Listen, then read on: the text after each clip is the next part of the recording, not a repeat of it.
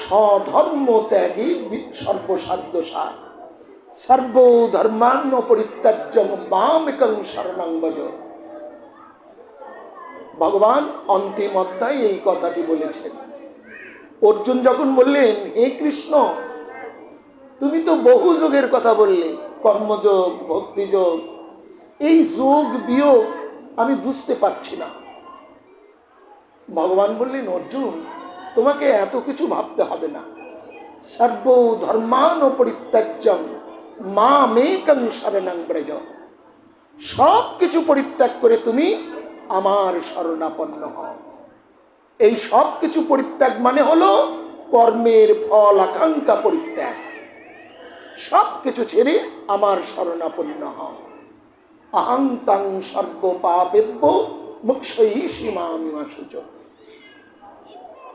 তাহলে তোমাকে আমি পরিত্রাণ করব। তাহলে আমাদের কর্ম বলতে আমার উপর ন্যস্ত কর্ম আমরা যথাযথভাবে নিষ্ঠার সঙ্গে করব, কিন্তু ফলের আশা করব না। এটাই হলো গীতার মূল মন্ত্র। সংসার পরিত্যাগ করতে হবে না, বনে জঙ্গলে ভগবানকে খুঁজতে হবে না, পাহাড়ের গুহায় ঘুরতে হবে না। সংসারে থেকেই যদি কর্মফল পরিত্যাগ করে নিয়ত কর্ম করা যায়, তাহলেই ভগবানের সান্নিধ্য লাভ করা যায়। তাহলে পাঠ এখানে বিশ্রাম রাখি।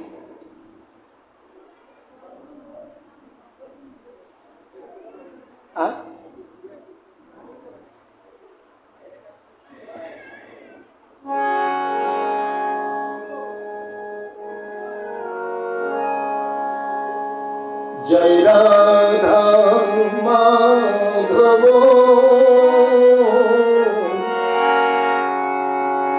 জয় কুঞ্জ বিহারী,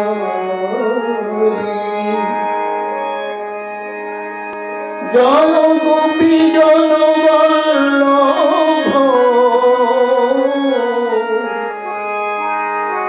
গিরিবরধারী।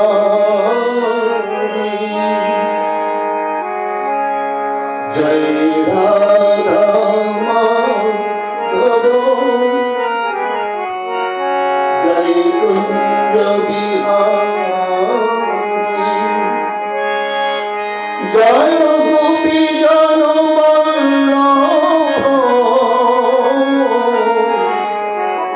গিরিবরধারী।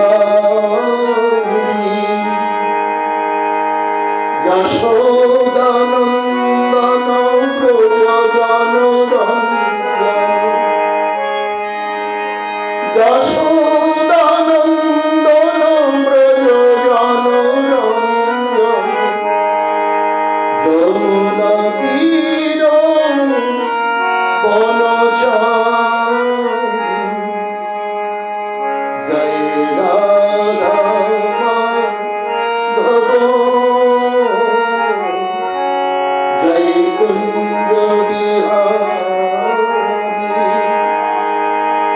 হরে কৃষ্ণ হরে কৃষ্ণ, কৃষ্ণ কৃষ্ণ হরে হরে, হরে রাম হরে রাম, রাম রাম হরে হরে। সবাই বলেন, হরে কৃষ্ণ হরে কৃষ্ণ, যদি বলেন কৃষ্ণ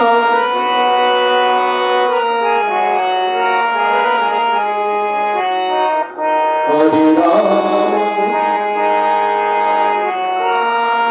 বাবা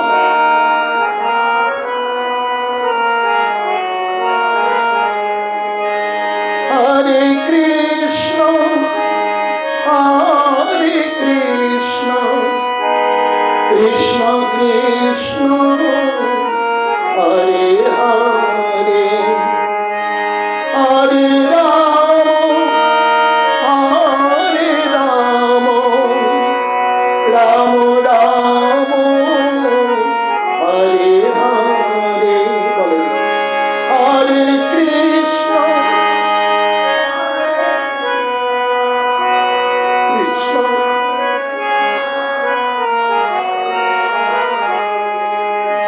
হরে রাম হরে রাম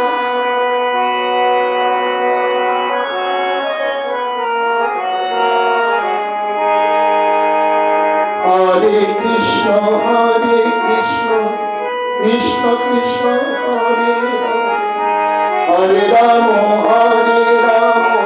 রাম রাম হরে হরে হরে কৃষ্ণ জোরে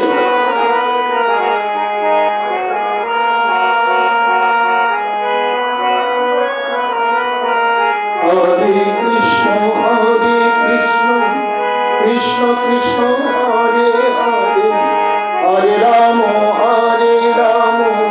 রাম রাম হরে হরে হরে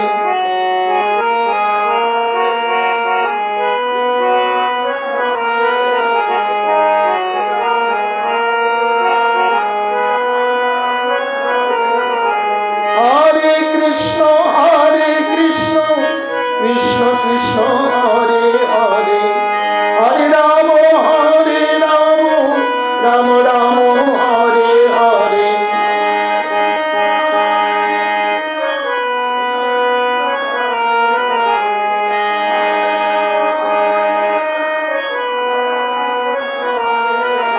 হরে কৃষ্ণ কৃষ্ণ কৃষ্ণ হরে হরে হরে রাম রাম রাম হরে হরে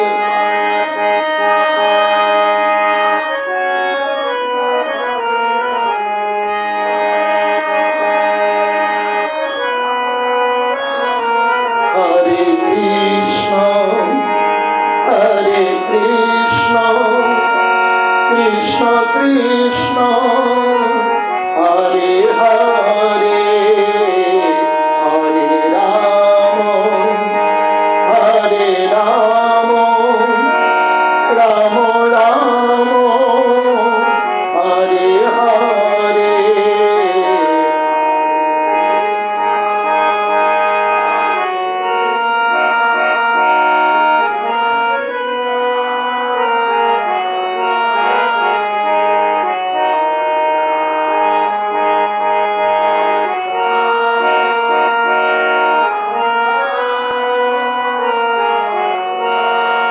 ভগবান শ্রীকৃষ্ণ কি জয় ভগবান শ্রীকৃষ্ণ কি ভগবান শ্রীকৃষ্ণ কি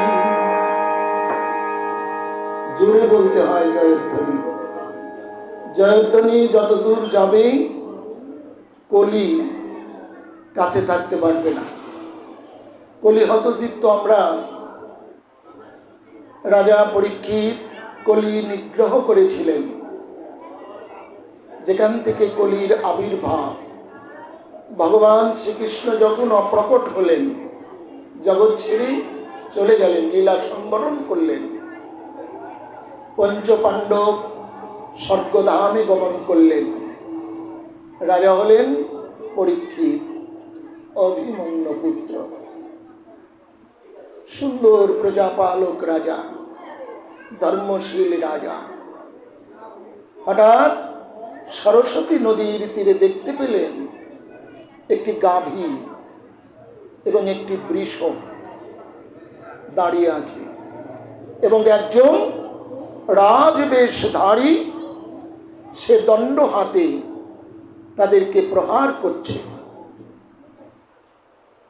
রাজা পরীক্ষিত মনে মনে চিন্তা করলেন আমার রাজ্যে এই অবলা প্রাণীর উপর এমন করে আক্রমণ করছে কে রথ থেকে নেমে গিয়ে বললেন কে তুমি এই অবলা প্রাণী দুটিকে তুমি প্রহার করছো তোমার বেশভূষা তো রাজোচিত রাজার মতো কিন্তু কর্ম তো শূদ্রের চেয়েও অধম আর ওই গাভী এবং বৃষর দিক তাকিয়ে বললেন তোমরা কি তোমাদের এহেন অবস্থা কেন গাভী কৃষকায় দেহ চামড়া ঝুলে ঝুলে পড়ছে এবং বৃষ তিনটি পা নেই একটি পায়ে দণ্ডায়মান তোমাদের তো চিনতে পারছে, তোমাদের এত কষ্টের কারণ কি? কারণ আমার রাজ্যে এমন গাভী দেখতে পাবো আমি কোনোদিন কল্পনা করিনি। নিশ্চয়ই তোমাদের দুঃখের কোনো কারণ আছে। এখন বৃষ বললেন, মহারাজ তুমি যথার্থই বলেছ, কিন্তু আসলে জগৎ জীবের দুঃখের কারণ কি এটাই আমরা গুলিয়ে ফেলছি। কারণ নানা মুনির নানা মত। কেউ কেউ বলছেন যে আমরা আমাদের কর্তব্য কর্মের জন্যই দুঃখ ভোগ করছি। কেউ কেউ বলছে দুঃখ কষ্টগুলো ভগবান প্রেরিত। অর্থাৎ নানা মুনির নানা মতে গুলিয়ে ফেলছি যে আসলে দুঃখ দাতা কে বা সুখ দাতা কে। বৃষের এই কথা শুনে আশ্চর্য রাজা পরীক্ষিত, যে বৃষ তো সামান্য নয়, এ ষাঁড় সামান্য নয়, এ গাভীও সামান্য নয়। তখন পরীক্ষিত বললেন, তোমায় চিনেছি, তুমি সাক্ষাৎ ধর্ম, এবং এই গাভী হলো পৃথিবী, ধরণী। অত্যাচার অনাচারী তার চেহারা কৃষকায় হয়ে গেছে। আর যে ধর্ম, সেই ধর্মের হলো 4টি পা। কারণ ধর্ম কিন্তু 4টি স্তম্ভের উপর প্রতিষ্ঠিত। একটা হলো তপস্যা, একটা হলো সত্য, আর একটা হলো অহিংসা। এই 4টি পদে হলো দণ্ডায়মান হলো ধর্ম। কিন্তু সত্য, ত্রেতা, দাপর এই 3টি যুগে একটি একটি করে পা হারিয়ে ফেলেছে। এখন শুধুমাত্র সত্য। এখন কিন্তু জগৎ চলছে সত্যের উপর, একটি পায়ের উপর দণ্ডায়মান। এবার রাজা পরীক্ষিত ক্রোধবশত কলিকে বললেন, তোমার আমার রাজ্যে থাকবার অধিকার নেই। তরবারি কোষ মুক্ত করে হত্যা করতে উদ্যত হলেন। কলি চিন্তা করলেন, আমার ক্ষমতা যত বড়ই হোক, ভগবত ভক্তের কাছে আমার ক্ষমতা নস্যি। যিনি ভগবানের উপাসনা করে তার নিকট আমার কলির ক্ষমতা খাটবে না। কারণ রাজা পরীক্ষিত ধার্মিক রাজা। তখন বেশভূষা পরিত্যাগ করে গললগ্ন কৃতবাসে দণ্ডায়মান হলেন রাজা পরীক্ষিতের সামনে। মহারাজ রক্ষা করুন, আমি কলি। তা আপনি তো প্রজাবৎসল রাজা, আমিও একজন সাধারণ প্রজা, তাহলে আমারও তো অধিকার আছে রাজ্যে বাস করবার নাকি? আর রাজার উচিত কাউকে রাজ্য ছাড়া করা তার উচিত হবে না। তাহলে আমাকে আপনার রাজ্যের কোনো একটা জায়গায় স্থান করে দিন, আমি থাকবো। রাজা পরীক্ষিত চিন্তা করলেন, তাই তো, কারণ সকল প্রজা ভালো হোক মন্দ হোক, সকল প্রজারই থাকবার ক্ষমতা আছে এবং রাজার উচিত তার বিধান করে দেওয়া। এইবার রাজা পরীক্ষিত বললেন, শোনো কলি, তোমাকে আমি 4টি জায়গায় থাকতে আদেশ করলাম। এই 4টি জায়গায় অন্যথা তুমি থাকতে পারবে না। বলুন মহারাজ। তো বলুন, শোনো, তুমি থাকতে পারবে কোথায়? পরক্রিয়া প্রেম যেখানে হবে সেখানে। তুমি থাকতে পারবে কোথায়? দ্রুত ক্রিয়া অর্থাৎ জুয়া খেলা হবে যেখানে। তুমি থাকতে পারবে কোথায়? মদ্যপান অর্থাৎ মাদকাসক্ত স্থানে। তুমি থাকতে পারবে কোথায়? যেখানে হিংসা করা হয়, প্রাণী হিংসা করা হয়, অর্থাৎ প্রাণী বধ করা হয়। এই 4টি স্থানে তুমি থাকতে পারবে। ব্যাপার বুঝতে পারছেন? দ্রুত ক্রীড়া, জুয়া খেলা যেখানে হয় সেখানে কলি, যেখানে মদ্যপান মাদকাসক্ত সেখানে কলি, যেখানে পরক্রিয়া সেখানে কলি, এবং যেখানে প্রাণী হিংসা অর্থাৎ জীব হত্যা সেখানে কলি। এই 4টি স্থানে রাজা পরীক্ষিত দিলেন। কলি মনে মনে চিন্তা করছে, তাই তো, এই 4টি স্থানে সহসা কেউ কিন্তু যায় না। সবাইকে এই 4টি জায়গায় যায় না। তাহলে আমি আমার ক্ষমতা বিস্তার করব কেমন করে? এই 4টি জায়গায় সবাই যায় না। তখন বললেন, মহারাজ, আপনি যে 4টি স্থান আমাকে দিলেন, এটা স্থান নেওয়া দেওয়ার মতোই। কেন? বলে এই 4টি জায়গায় সবাই কিন্তু যায় না। তাহলে আমি এই 4টি জায়গা থেকে কি করব? এমন একটি স্থান দিন যে সবাই জানবে যে এই জায়গায় কলি আছে, কিন্তু সবাই সেখানে যাবে। সেটা কেমন? বলে, আমাকে সোনার মধ্যে স্থান দিন। সোনা, তখন তো স্বর্ণ মুদ্রা ছিল, এখন টাকা, যাকে বলা হয় অর্থ।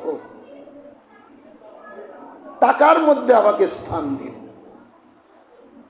রাজা পরীক্ষিত বললেন, না না, তা দেওয়া যাবে না, কারণ টাকা তো সব জায়গায় যাচ্ছে, ভক্তের কাছেও থাকে, অভক্তের কাছেও থাকে। কলি বললেন, মহারাজ, একটু কৃপা করুন, একটু কৃপা করুন, আমি সামান্য প্রজা।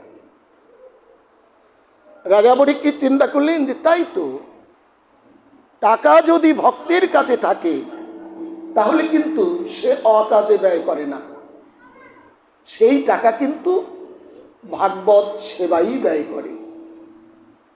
ভক্তের কাছে যদি বেশি টাকা হয়, সে হয়তো কোনো একটা মন্দির করে দেয়, হয়তো ভক্তের সেবার ব্যবস্থা করে দেয়, দুর্গতদের মধ্যে দান করে। ঠিক আছে, তোমাকে সোনার মধ্যেই স্থান দেওয়া হলো। তাহলে কলি 5টি জায়গায় স্থান পেয়ে গেল সোনার মধ্যে। এই জন্যে ভগবান পুনশ্চ যজমানয় জাত রূপম অদ্যাত প্রভু ততোয়নৃতম মদম কামম রজো বৈরঞ্চ পঞ্চনম। সোনা সহ 5টি জায়গায় স্থান দিলেন। এই যে 5টি জায়গায় স্থান দিলেন, মদ্যপান স্থানে অহংকার থাকে, তপস্যা হয় না। কারণ ধর্মের 4টি পা: তপস্যা, সুচিতা, দয়া এবং সত্য। এই 4টি জায়গাতে স্থান দিলেন, কারণ মদ্যপান স্থানে তপস্যা হয় না, পরস্ত্রীর সঙ্গে সুচিতা নাই, প্রাণীবধ স্থানে দয়া নাই, দ্রুত ক্রীড়া স্থানে সত্য নাই। এই 4টি জায়গা হলো অধর্মে, 5 জায়গা হলো সোনা। যখন এই স্থান দিলেন, ভাগবত অনন্ত কোটি জগৎজীবকে ডেকে বললেন, ওহে জগৎজীব, অথই তানি ন সেবেত বভূষ পুরুষ কচ্চিৎ বিশেষত ধর্মশীল রাজা লোকপতির গুরু। ওহে জগৎজীব, কেহ যদি আত্মহিত চাও, তাহলে যেন নিজ গৃহে কলির স্থান দিও না। ধার্মিক যদি কলিকে নিজ গৃহে স্থান দেন, তাহলে তার ধর্ম ভণ্ডামিতে পরিণত হবে। রাজা যদি স্থান দেন, তাহলে তার রাজপ্রাসাদ বেশ্যার নিত্যভূমিতে পরিণত হবে। লোক অধ্যক্ষ যদি স্থান দেন, তাহলে তার অধ্যক্ষতা পরপীড়নের হেতু হবে। অথই তানি ন সেবেত বভূষ, তোমরা কেউ নিজ গৃহে কলির স্থান দিও না। যার টাকা বেশি হয়, সে কিন্তু এই 4টি জায়গায় যাবার চেষ্টা করে, ভেবে দেখবেন, কারণ টাকার মধ্যেই কলি। যার টাকা বেশি সে মদ পান করবে, যার টাকা বেশি সে জুয়া খেলবে, যার টাকা বেশি সে পরস্ত্রী সঙ্গ বা বহু বিবাহ করতে প্রয়াস করবে। কলি এই 4টি কর্মের মধ্য দিয়ে জগৎ জীবকে অধপতিত করে। প্রমাণ কিন্তু বাস্তব। বর্তমান যুগে কিন্তু এই জুয়া খেলায় অনেকেই সর্বশান্ত হয়ে গেছে, কিন্তু মিথ্যা নয়, এ হলো কলির প্রকোপ। ভাগবত আগেই নির্দেশ দিয়েছেন, এই যে চারটি জায়গায় তোমরা কখনো যেও না। অর্থ যদি হয় তাহলে সেই অর্থ তোমরা ভাগবত কাজে ব্যয় করো, ভক্ত সেবায় ব্যয় করো। আপনারা জানেন ভাগবতে কিন্তু দৈত্যগুরু শুক্রাচার্য এই অর্থের ব্যবহার সম্পর্কে বলি রাজাকে উপদেশ দিয়েছিলেন যে, বলি, যদি অর্থ হয় তুমি 5টা জায়গায় এই অর্থ ব্যয় করবে। সেই 5টা জায়গা কি? ধর্মায়, যশস্ব, অর্থায়, কামায়, স্বজনায় চ পঞ্চধা বিভজন বিত্তম ইহ অমূত্র চ মদতি। পঞ্চদা বিভজন, 5টি জায়গায় কি?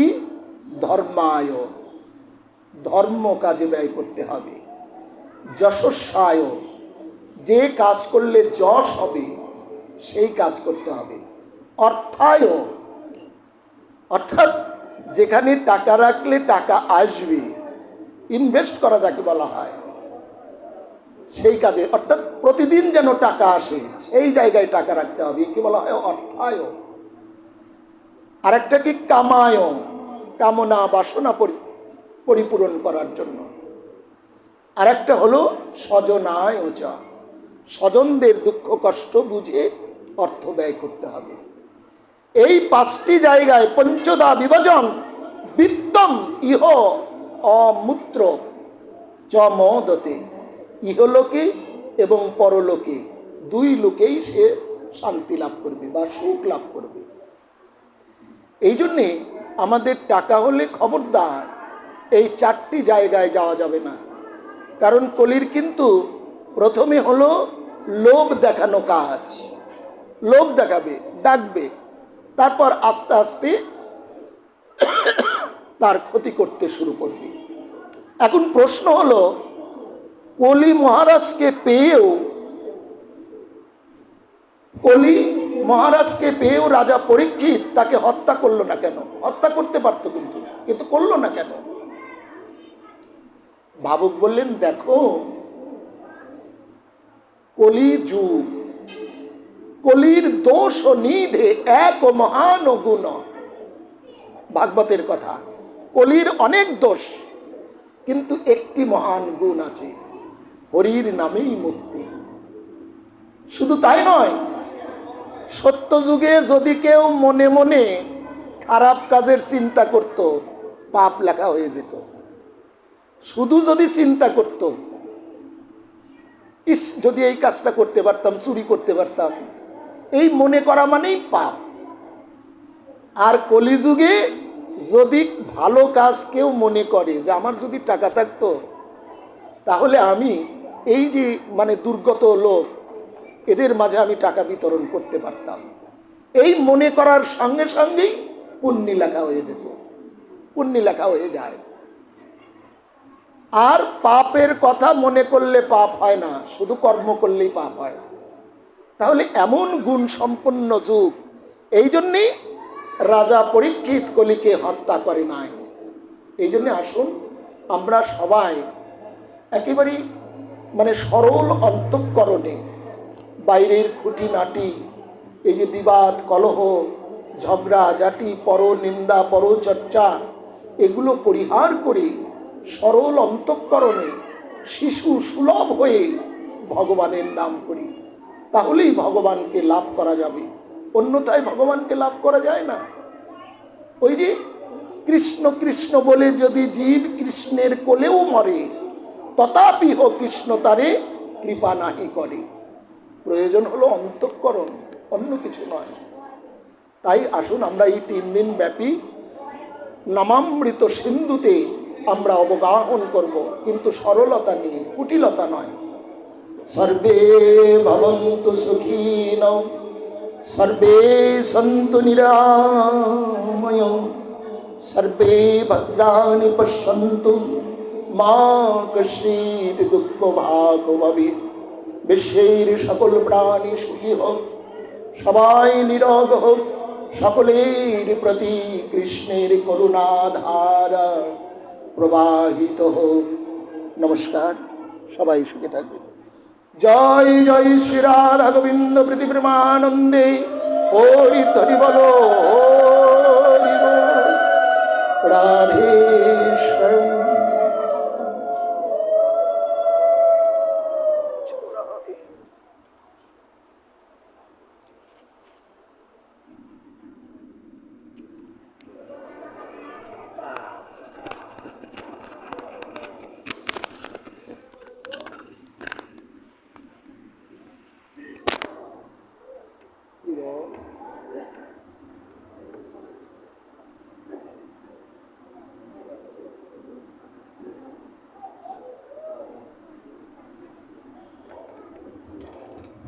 শুধু ভক্তমন্ডলী, এরপরে মহানাম যজ্ঞের শুভ অধিবাস।